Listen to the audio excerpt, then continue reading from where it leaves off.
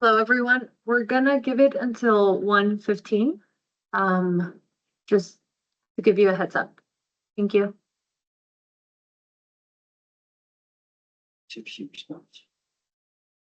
As it was delivered.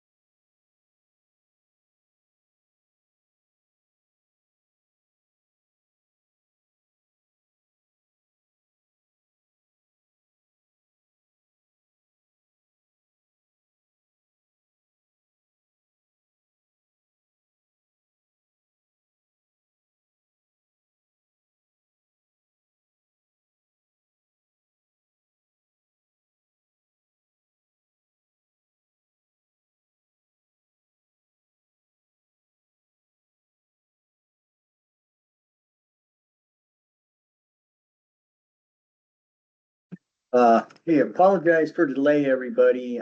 Amy Oliver, the chair, is trying to get logged in, but she's having, struggling to get Teams to come online. So I think we'll give her 5 more minutes. If it doesn't happen, then yes, we'll say we don't have a quorum. Sorry. Everybody online, did you guys hear that? Hey, this is Alec. Yep, we heard that. Perfect, thank you. This is Priscilla. I heard it. Thank you.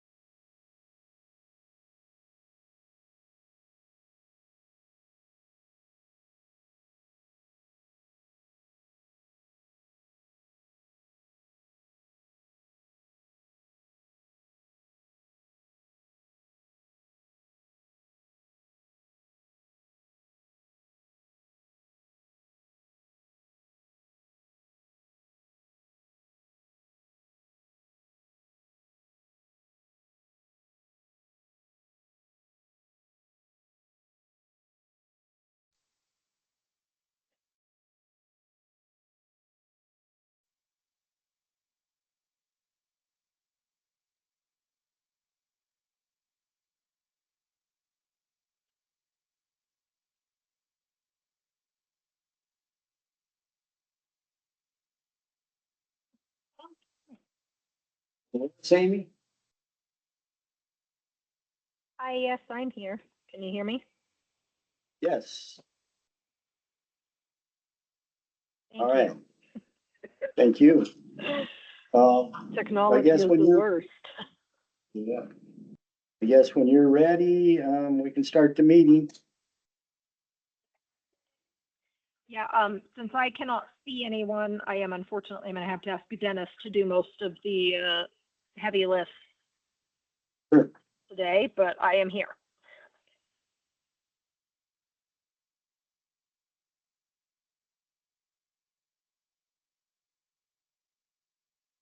Okay, good afternoon. It's, 1:20 PM, and I'd like to call the Wednesday, May 6th, 2026 meeting of the Tucson Pima County Outdoor Lighting Code Committee to order. We have a roll call, please. Amy Oliver,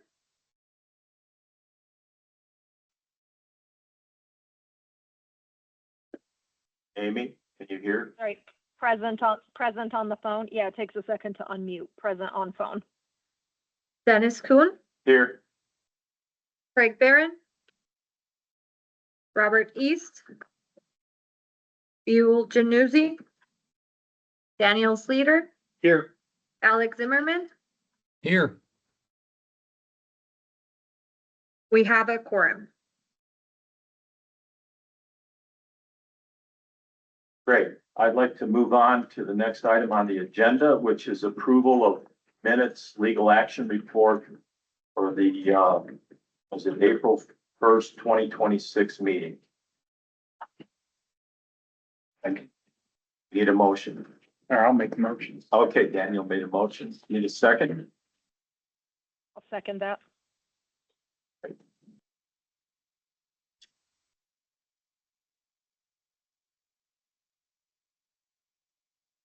All those in favor? Aye. Aye. Aye. None opposed? Then the motion passes unanimously.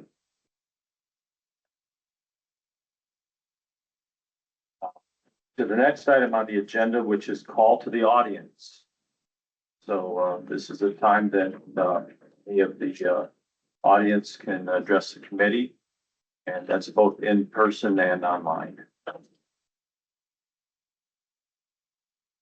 Go ahead. So my question Can you is. state your name for the Oh, record? Fernanda Quintanilla. My question is related to the zones. So I was kind of looking at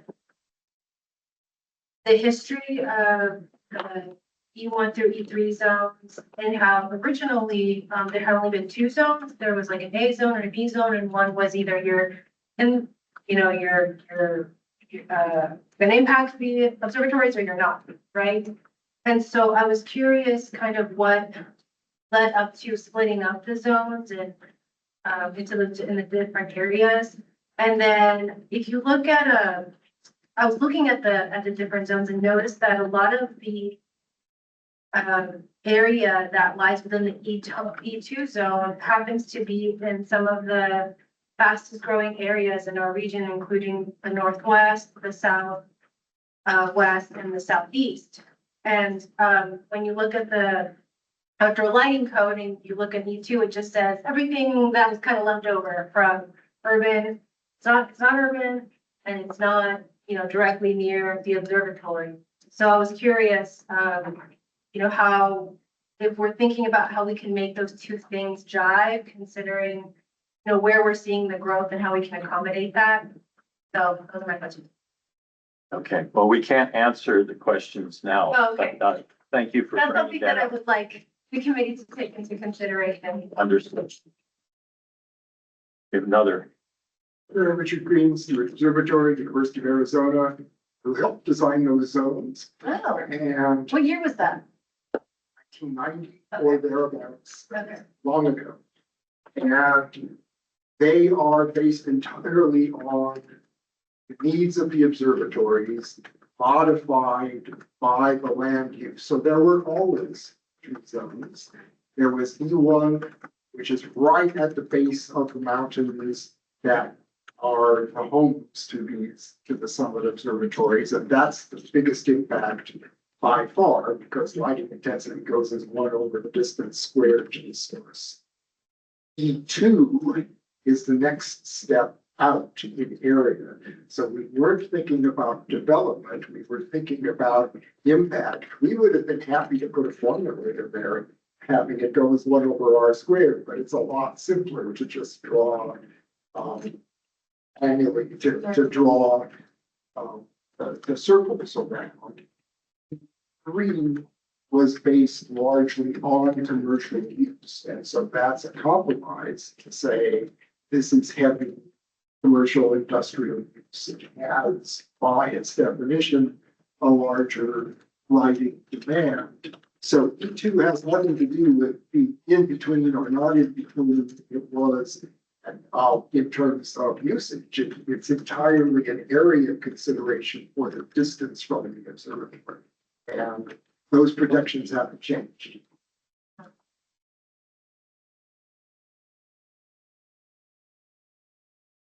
Thank you. Do we have any other comments? Yes, sir. I'm not sure, is this the appropriate time for the public to talk to you? And I have a handout I'd like to give you if that's appropriate. It's a call to the audience, so you can speak to us, but we're not supposed to respond. Go ahead, Clayton. This is Clayton with the city of Tucson. I just wanted to clarify why the agenda has been modified a little bit with call to the audience, moved up. Some of the previous meetings have included a bit of dialogue during the call to the audience, which is actually not appropriate for this meeting structure. So the intent of moving the call to the audience forward is to hear comments from the audience and then allow the committee to either make responses during the appropriate agenda items to items they heard or create future agenda items for future meetings based on those comments. So just a little bit of clarification on why the agenda has been switched around a little bit.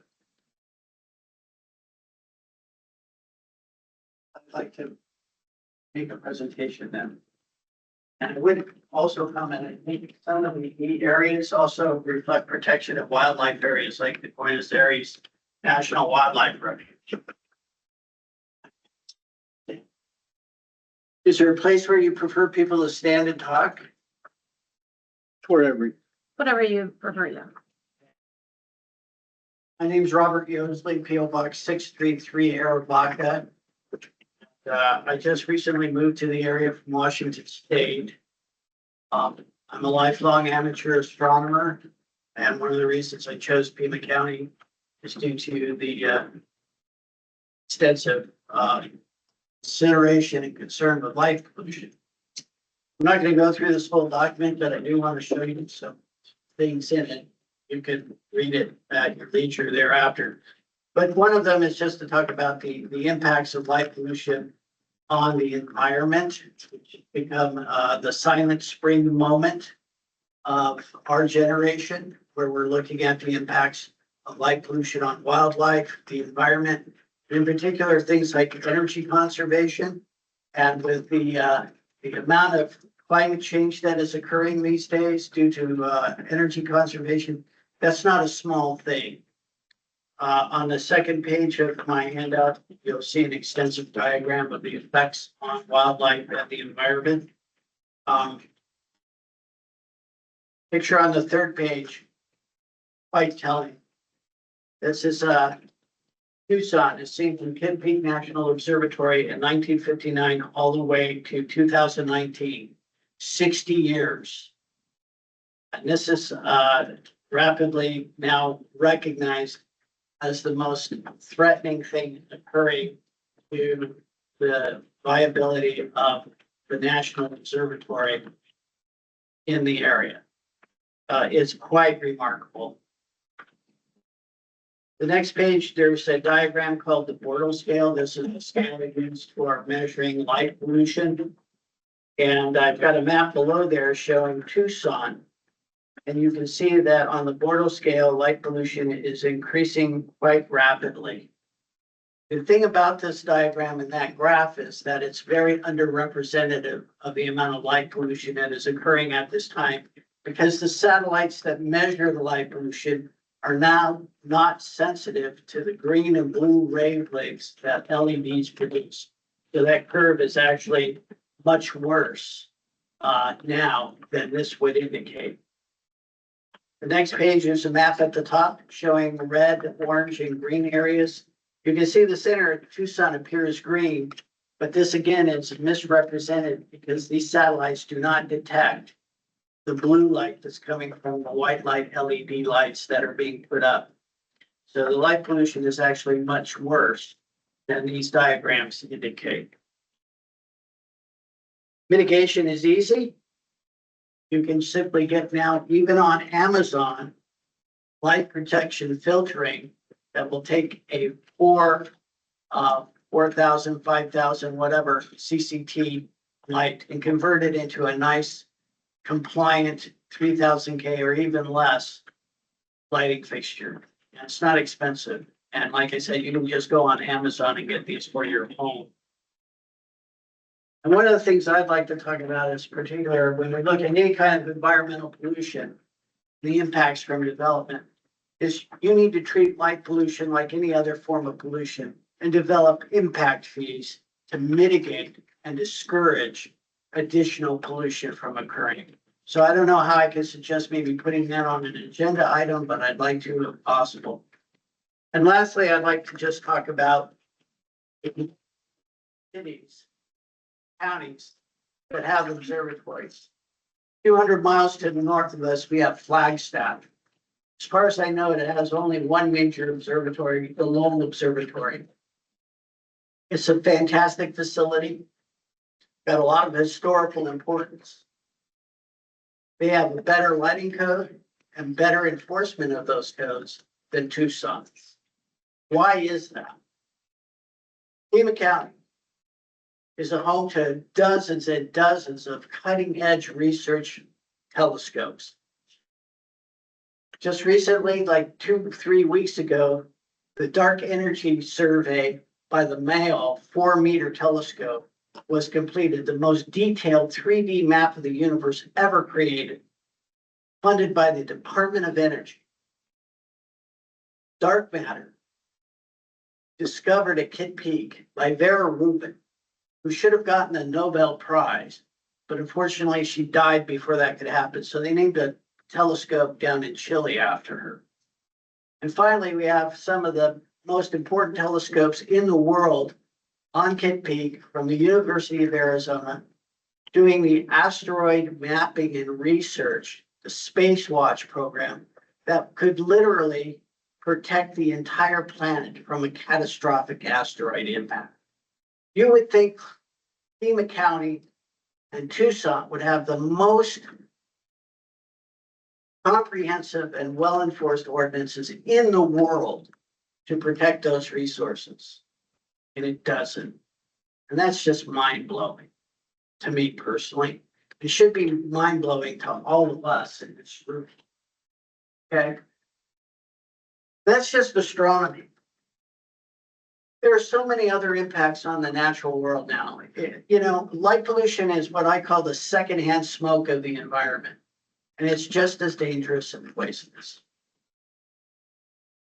Thank you for your time. I appreciate you letting me speak. Have a good day. Thank you. Thank you. Dennis Eloise is online. There we have that.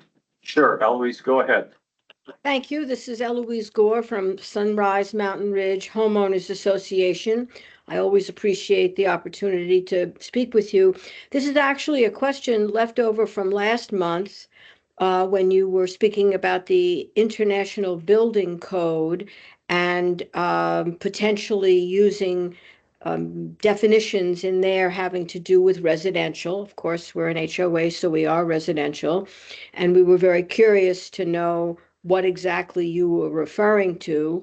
I did try to get that information, but I wasn't able to get anything specific. Very recently, I was told to look at Chapter 3 of the International Building Code, which I'm actually looking at right now. So far, I haven't found anything that sounds like an HOA or a condo for that matter, or a single family home. And so I just wondered if someone could be more specific, just so that we would be prepared to understand, because I am expecting and thinking that perhaps that's going to be a topic discussed at the meeting today. And it would be ever so helpful to just have some kind of a site so that I can, and my colleague who I think is also here online, can look at what you're talking about. So I'm just asking for what is the section of the International Building Code that pertains to residential that you have under consideration with respect to the outdoor lighting code. Thank you. Thank you. Do you have anybody else? Yes. Adriana Castro with the Chamber of Southern Arizona. We're just looking for information as to a status update comments that were previously provided regarding these revisions.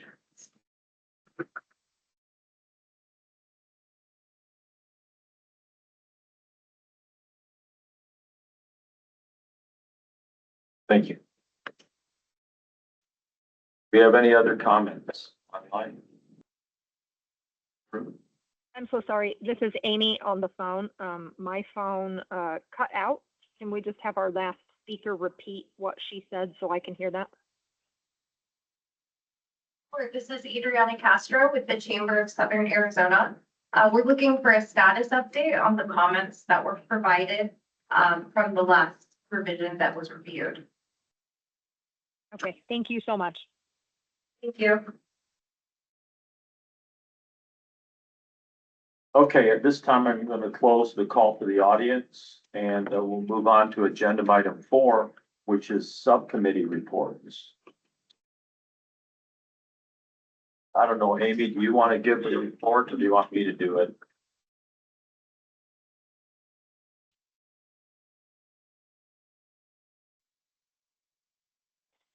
Sorry, we're going backwards in technology. If you wouldn't mind giving that, just because though every third thing people say cuts out for me right now, I would appreciate it. Okay, sure thing. Break in if need be. I'll go ahead and give the report. We had 2 subcommittee meetings in April. And the first meeting that we had was on April 15th. And what we had was a visit from a lighting manufacturer that provided us with additional information on spectral outputs for various types of LED lights. And it also talked to us about availability of product and different types of LEDs that have more beneficial spectrums compared to conventional LEDs that have a lot of blue light. So that was what we did on April 15th. On the second subcommittee meeting, which was on April 28th, the subcommittee discussed our meeting agenda formats. We also recognize that we haven't gotten any action from the other subcommittee. And so we need to ask if we can get a commitment to have the second subcommittee work on their items. If not, we're going to have to take it back into our original subcommittee. And then we realized that the real thrust of the work going forward is considering the lumen caps and where they should be adjusted for what reasons. But fundamentally, we came to an agreement that the shortwave blue light, which is like less than 530 nanometers, it's the real issue we need to deal with. And it's because that blue light is in the LED and it wasn't there in the predominant old sources, which are particularly high pressure sodium. We also reviewed the report from our consultant, Fisher Moran Stone, and they had analyzed the lighting requirements for 4 different types of projects. And those resulted in some suggested amounts of light that would be necessary to meet all the nationally recognized illumination levels. So we reviewed all those. And essentially that's what we did, but we did not actually develop lumen cap numbers. And part of the reason for that is that it's complicated, and we felt that we needed to get the full committee to get a little more guidance on where we will end up with those numbers. So that's what we did in subcommittee. Amy, do you have anything you want to add to that? No, but I do think now is the proper time to sort of ask about that item that we did cover with the secondary subcommittee that's for technical. Sure, why don't we Can't move on? actually see who's in the room. We can go to item 5 on our agenda, which is the committee discussion, and then we can go there. Sure. Go Yeah, ahead. perfect. Thank you. Well, I can't actually see who's in the room, so I don't know if I can even ask this question. So, well, Alec is here. Okay, so Alec, I know Rob is then not there. So a couple of months ago, we talked about creating this technical subcommittee, and both you and Rob had agreed to do this, and I'm just wondering if we are going to see you guys be able to have a meeting. I know Craig has been working on getting that set up, but we need to sort of set a deadline for that we need to see action from that committee. Now, Craig is out of town for the better part of the month of May. So we would need to know that that technical subcommittee is going to be able to meet in like late May and in June. Or that you and Rob could take on some work separately and then just come together without Craig. Otherwise, it's no pressure because of course we all understand the time commitment.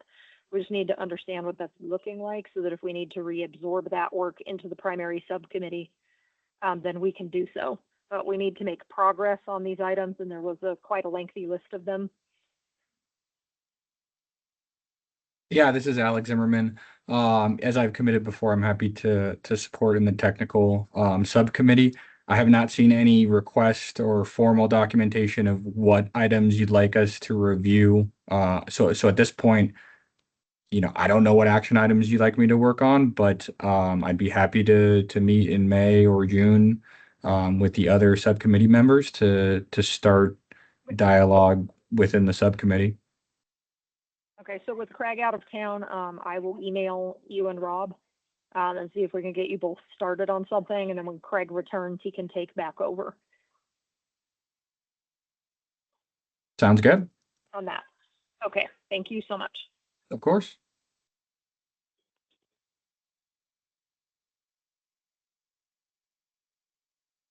Okay, I think the next thing that we want to do is based on where we were at in the subcommittee, we need to have a committee discussion on how to deal with the lumen cap issue. The reason being that when we first look at our sky glow problem, which is a big part of the light pollution issue, and it relates to the fact that the spectrum of these LED lights, even 3000 Kelvin LED light, which I think so many people think is an acceptable light, compared to what's used elsewhere, like 4000 and 5000 K. 3000 K is not very good. It has roughly 8 times as much of the short wavelength light compared to high pressure sodium that was the prevailing outdoor light source, lighting. And unless we make a serious drop in lumen caps, this thing's just going to run away. And what we also hear from many people is that there's problems just prohibiting that type of light and going everything to 2000 K or warmer because you simply cannot get lighting product, particularly decorative lighting product, in those type of light fixtures. There's a secondary issues which I think are less important, which is that it would increase the cost somewhat, and they can use slightly more energy, although frankly, the LEDs are so efficient compared to old sources. I think the energy argument is gone for people using LEDs. So we feel that we need to incentivize people to go to the very warm light sources, like 2200 Kelvin, even warmer, for general area lighting.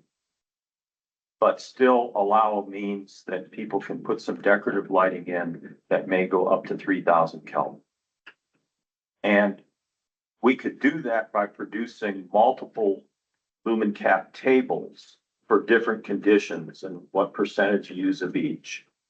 Or we could come up with a master lumen cap where each of the 5 lighting areas would get, or actually 6 lighting areas would get a overall lumen cap. And then the type of light source that you'd be utilizing would then have a multiplier. Now, we put forth some lumen tables like that a couple of years ago that had the overall number and then a lumen multiplier, and there was a huge amount of pushback from the users saying it's too complicated. Our subcommittee believes it's not complicated at all. It's actually very simple. You pick your lighting area, which is based on geography in the map. That'll establish a lumen cap for your property. Then the designer can select whatever lighting product they want to use as long as it works within the lumen cap. If you select a very warm source, you'll be able to use more light. If you use cooler sources, which now cooler sources may very well be 2,700K or even 3,000K, you'll have to use less. But it's the only way we're going to get a hold of the sky glow. And so what I'd like to hear is feedback from the other committee members as to would you support the concept of developing the tables in that way? And then we can start structuring the tables and with lumen values. And then our second step is going to be to ring those numbers out and to get consensus. So really my question in today's meeting is to Dan and it's to Al. I would, This is Alex Zimmerman. I support that as well. I think having one standard table with multipliers rather than multiple tables to go and sift through is the easier option. So I support what you're saying. Yeah, it really is easier. Thank you. That will help give us the guidance on going this direction. What I didn't want to do is all the work and then have it blow up again and say, well, we can't do it. And we'll have to establish where those numbers go because we have competing interests here, which is people want to be able to develop and use their properties and be able to use them at night. But we don't want to create a problem, an environmental problem, a problem for the observatories, a problem for non-observatory interests that want a dark sky and dark environment, et cetera. So we're trying to balance all that.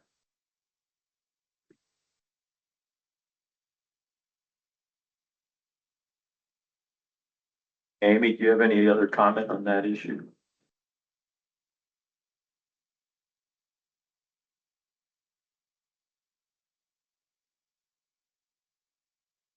Yes, she's disconnected. I was talking, it didn't unmute fast enough for my mouth. Okay, so, no, I mean, everything you said is exactly what we've already discussed, so we're all set. Okay, so I think our subcommittee is going to proceed in that direction. And hopefully soon we will have a new set of lumen caps and we'll go from there. I think that being said, unless other committee members have anything they want to do in the committee discussion, I can move on to the next agenda item.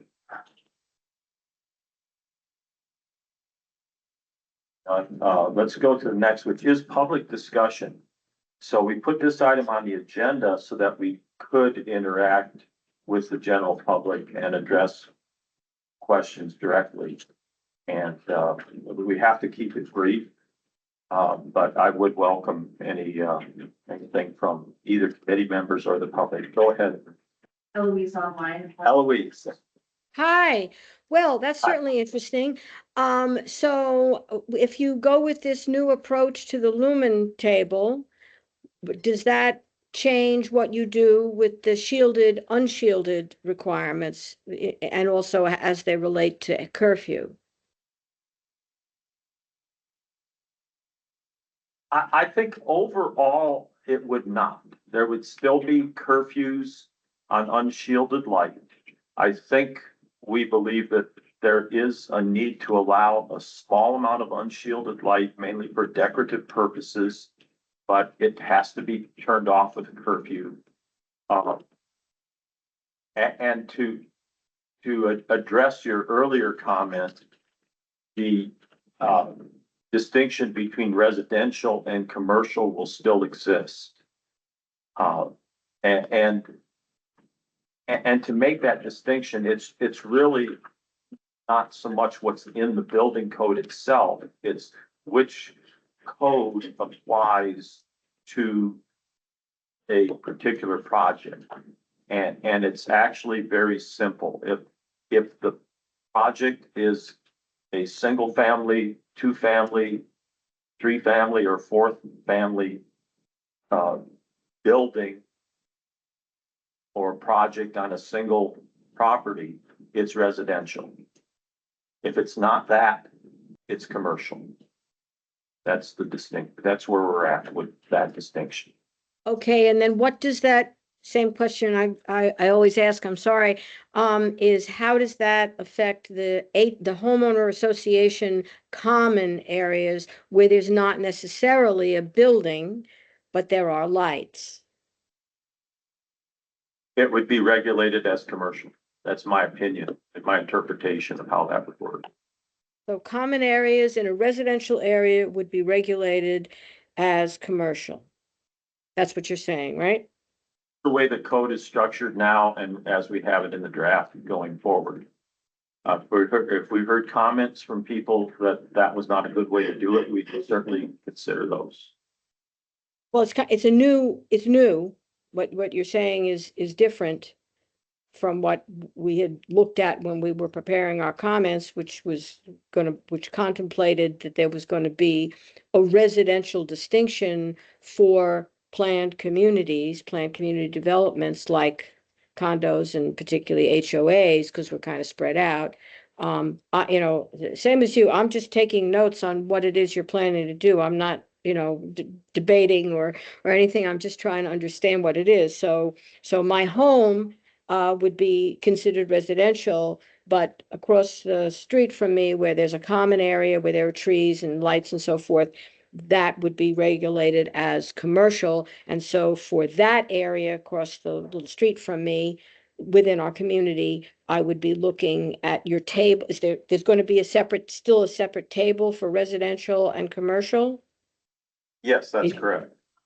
Okay. But let me offer some things that may make you feel better about it, or maybe it won't.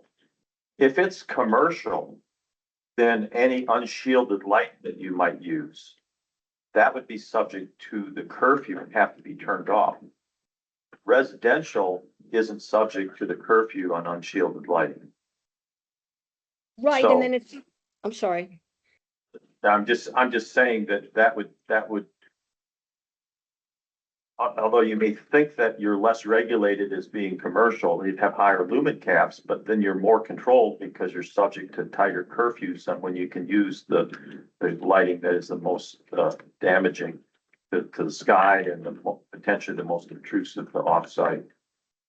What I understood, to the extent that I did understand what you were talking about with the new lumens approach, is if someone is using something that's more blue, which is now like 3,000 and up, I guess, then that would be a tighter lumen cap. But if they were using 2,700K or 2,000K, if they could find such a thing, then the lumen cap would be higher. Am I understanding that right? Yes, that's correct. That would be the result. Yeah. The actual lumen cap would be a single number, and in demonstrating compliance, you would put a multiplier on every type of light fixture for that type of light, it would get a certain multiplier. And that would bring the whole thing in compliance with the lumen cap. And the multipliers would, reduce the total amount of lighting allowed from the sources that have more blue light in them. So That's we where wouldn't we're- have, we wouldn't have the, like the 1 acre area to look at for a lumen cap. It would just be fixture by fixture. It would all be lumens per acre. It would be. So the methodology would be that you would have your lumens per acre based on where you are. You'd multiply that by the number of acres. That would give you the total allowable lumens. Then you have to count up all of your lighting sources within that property or within that project, whatever it is. And you would subject those, each and every different type of light, you would subject it to a multiplier that could be different because you might have a few decorative lights that the only availability of those might be 3,000 K. So you'd use those where you need a highly decorative light, where you just need more utility light. That isn't as dependent on the style of fixture. You could find a light fixture that is better, which meaning a lower color temperature, and you'd be able to use more light of those. So you'd be able to get enough utility light where you need it and still get decorative lighting where you want to have some decorative. That's what we're trying to do rather than say everything has to be either amber light only or pick a super low number that's still white light, but like 2200 K, which is just not available in all the decorative fixtures. So there is, I think, in the current code, a provision for residential areas to use an alternative approach that I think actually looks at wattage. I think part of the reason for that, as I understand it, was to make it a little simpler for, we're not designers or developers, we're just people who want to put a bulb in a sconce, and so having to figure out lumens and now lumens times a multiplier because it's bluer or less blue, I just want to say doesn't sound really simple to me as just a layperson trying to put a fixture on my outside wall. So my question, to be clear, my question is, are we still going to have that exception or that opportunity to have an exception in the revised code that would allow people to look at watts instead? I believe so, yes. Actually, it's incorrect to say watts. It would be based on lumen. But yes, we're still looking at that. That's a completely prescriptive method that a single family home is allowed to have a certain number of this many lumen lights and you're deemed to comply with that. Yes. And would that multiplier apply in that situation as well? I doubt it. Again, subcommittee has to work out the details, but for it to be a simple prescriptive method, if I were to make the argument, and I will, I'm going to say it's a 2700 K lamp because that's what you can buy at the hardware store, and you can use X many of those on a certain size site. And that's going to be better than what we're doing now. And it's still going to be easy to follow. Buy the soft white lights from the hardware store in the probably will be the 840 lumen, which everybody thinks of as a 60 watt equivalent. It'll be pretty easy for someone to comply with that. Oh, okay. And then again, also still the shielded, unshielded. Oh, yeah. We've got to put all the pieces together. Yes, I That's- know. And so I can't give you a definitive answer because we don't have it written down yet. We're still trying to manipulate. Okay, I think we need to move on because Thank you've you. had a good Thank you. time. Thank you very much. We have a, I'd just like to point out now that over 90% of the lighting in a big box store is LED lighting. They all have a color temperature rating and they all have a lumen rating. and then they may say what the equivalent wattage is, but it's really easy to find the appropriate lumen output of a lighting element these days. It's what everybody is using. It's easy if you're interested. That's still a problem. It's easy if you're interested and you're changing out your lights. If you're still using an incandescent bulb because it's still working, it's not so easy, but that's fine. I understand. Got another comment, Matt? Years ago, when the tables were out, I used the tables in a residential area. And, maybe I don't understand the lumens caps, but, I went to Lowe's and Home Depot, and the lumens caps that I had, there were many, many lights off the shelf that exceeded those lumen caps. So while you say it might be easy to comply, maybe I didn't understand the table, but there's a lot of lights on the shelf that exceed the lumens and maybe even exceed the color stuff. So I think, might think it's easy, but not when you go to the store and look, So, and I made that comment years ago, and that's part of the education component of, to keep it simple for residential owners who are just trying to be safe. And I have a separate question, but I'll wait. I understand your point, but we can't control what products people put in the stores. We can only write an ordinance, what you're allowed to use. For outdoor lighting in Tucson, Pima County. So we're gonna have to write the rules. We have to do it because we have a charge here that we have to do the right thing to try to keep the sky dark. I understand. But if you write a code and those kind of lights are not available in the stores, how are people gonna comply? I mean, that's the real world that I see. And you mentioned that you had a subcommittee meeting with the light manufacturer. Can light manufacturers kind of illuminate the committee on what products are available for residential use at low lumens?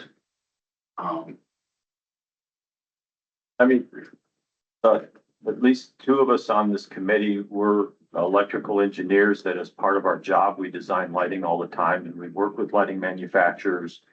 And I think we're both very aware of what products are available. And I will agree that it's easy to go down to a home center and buy the wrong light fixture and put it in. You won't even know you did anything wrong.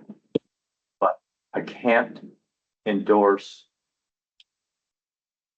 letting go of this issue that our outdoor lighting is out of control and we are going to lose the observatories. We're going to lose the dark sky if we don't do something. It is really critical right now. I agree with that. Can I ask my other question? Yes, go ahead. With regard to residential lighting, that's the primary thing I'm concerned about. I live in the Tucson Mountains. We have a lot of amateur astronomers out there. I'm in Tucson Mountains Association. We work with policies to protect dark skies. And if I understand you correct, you're saying that unshielded lights in residential areas are not subject to a curfew? I believe that's the case.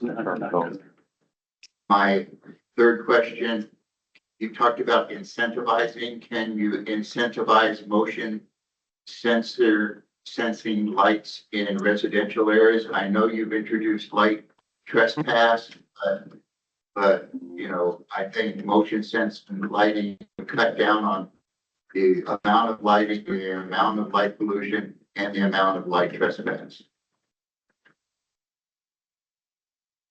Understood. That is something we are looking at. Thank you. I will comment though on that particular issue because the common motion sensor lighting product is a floodlight style fixture that is by its design, set up to create a lot of glare offsite and produce even uplight if they're not aimed downward. Present code, the 2012 code says that they have to be aimed at a 45-degree angle down from horizontal. We're amending that to now say they have to be aimed 60 degrees down, or from straight down, oh, they can only go 30 degrees up. But maintaining those aiming angles, it's difficult. People don't know that they shouldn't do it. They aim them up because they want to throw the light further out. It creates horrible glare for their neighbors, and it creates a lot more uplight due to scattering from dust in the air and other things, reflected light more going up into the sky. It's a problem. It can be addressed with higher quality light fixtures that cost more money. It's this old thing. How much do you want to pay, and how much do we have to do? We're fighting that. Like, I may have missed it, but could the last speaker please state your name for the record? Steve Dolan. Thank you very much. do the committee members or anyone online or in the room have any other issues they'd like to talk to us about? Yeah, I just want to add on to some of the comments that you had about some of the comments that we got where, you know, we can only control lighting from so many characteristics of what we're given, right? And wattage, lumens, color temperature, you know, these may be foreign terms to most people, but there's only so many of these that we can limit so that we can, again, try to lower or maintain the sky glow. So we understand the frustration, but you know, I feel like we've been open to asking what other ways we can try to capture this. But I think the way the committee is going is trying to make it as simple as possible, but having to do a type of calculation is always going to be complicated if you're not an expert in that said field.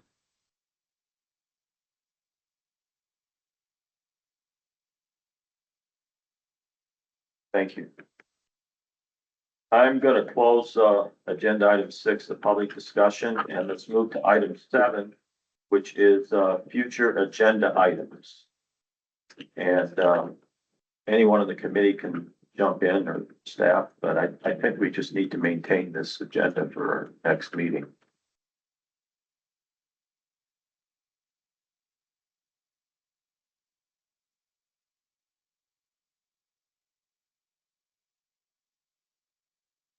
Okay, let's move on. Our last item is adjournment.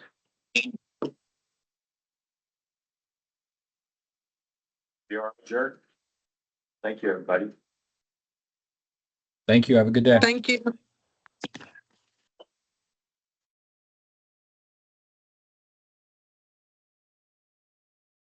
I didn't get it before we shut them. I will scan this document and send that to everybody just so they're